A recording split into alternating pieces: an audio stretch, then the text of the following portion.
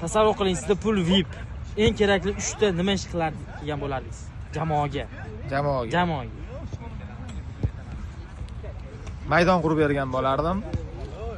Jamoaga bitta ofis qurib bergan bo'lardim.